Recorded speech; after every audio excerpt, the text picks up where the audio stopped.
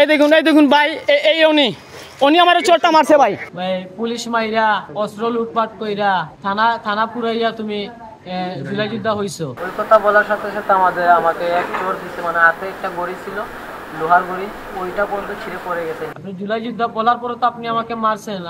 আপনি আমাকে মারেন নাই, 20,000 জুলাই যোদ্ধাকে আপনি মারছেন। যাদের কারণে আমরা এই নতুন একটি বাংলাদেশ পেয়েছি, তাদের পরিচয় দেওয়ার পরে যখন তারা আবার খেপে উঠে, সন্দেহজনক মনে হয় যে আসলে এরা দেশের মানুষ কিনা নাকি ওরা রয়ের এজেন্ট। উনি এই মুহূর্তে তাৎক্ষণিক অভিযোগের প্রেক্ষিতে তাকে সাসপেন্ড ও ক্লোজ করা হয়েছে। আমার একটা চায়ের দোকান আছে, আমি বিগত সিএনজি চালক। আমার অসুস্থতার কারণে গুলি খাওয়ার পর আমার অসুস্থতার কারণে আমি চায়ের দোকান খুলি। গুলি এখন আমার শরীরে 4টা আছে, মাথায় 2টা আর হাতে 2টা। তো আমি দোকান খোলার পর পুলিশ বাড়ি থেকে এক গাড়ি পুলিশ আসে, আসে বলে যে দোকান বন্ধ করো জিতুমিয়ার পয়েন্টে। ওদের সাথে কোনো কথা না বলে আমি সাথে সাথে দোকান বন্ধ করে ফেলি। তারপর পিছন থেকে জসিম স্যার এসে বলে যে ওরে নিয়ে থানা নিয়ে চলো, ওরে চালান দিয়ে দিন।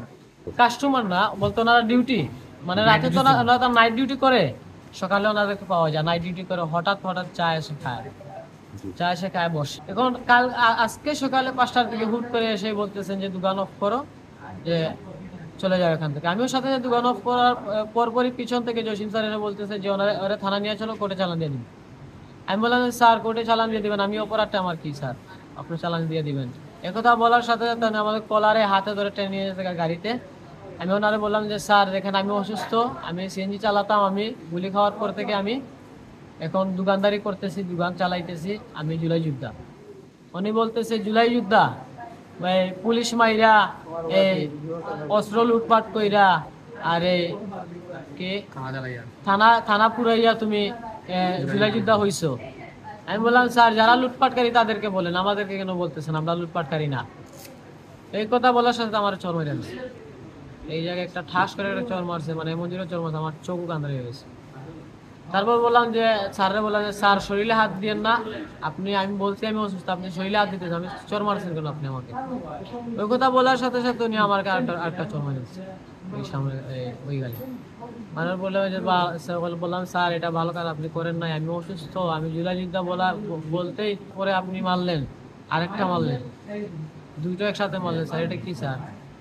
বলা বাদের তো পরে ওনার যে জুনিয়র যে স্যার একটা আছে, ওই স্যার যে বলছেন যে যাও গিয়ে দোকানটা খুলে যাও ব্যবসা করো যাও।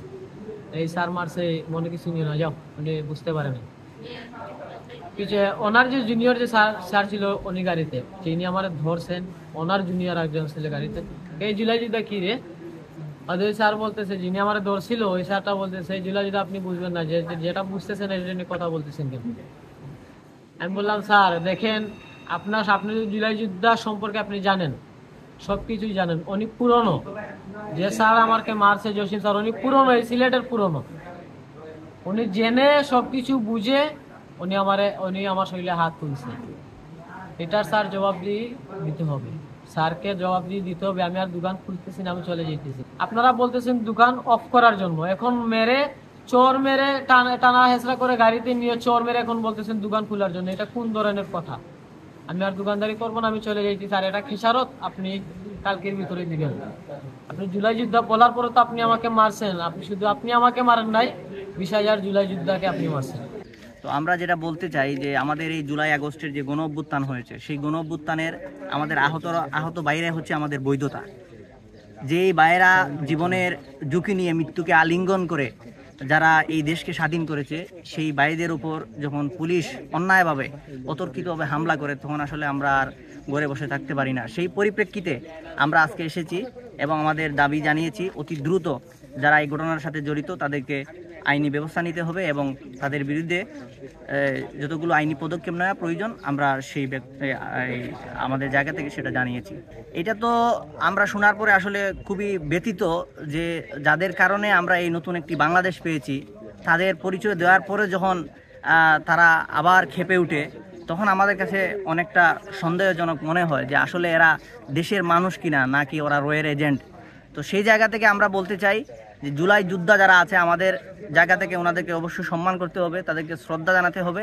যদি নেক্সট টাইম ফার্দার আর যদি কোনো কর্মকর্তা এইরকম কোনো জুলাই যোদ্ধার সাথে কোনো ধরনের অপ্রীতিকর ঘটনা ঘটায় এবং অতর্কিতভাবে হামলা করে আমাদের জায়গা থেকে যা কিছু প্রয়োজন আছে সব কিছু নিয়ে আমরা সেটাকে প্রতিহত করতে আমরা সদা সর্বদা প্রস্তুত আছি। আমরা তো শাস্তিমূলক আমরা স্থায়ী অপসারণ চাচ্ছি।